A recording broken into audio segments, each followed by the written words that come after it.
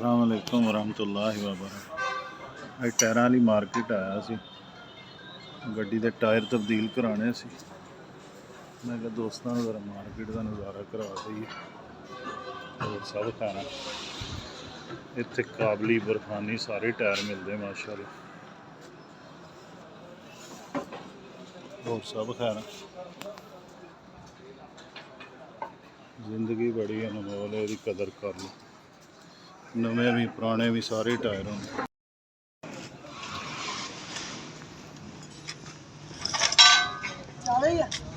अगले दो ही है बेटे। जैक ला रहे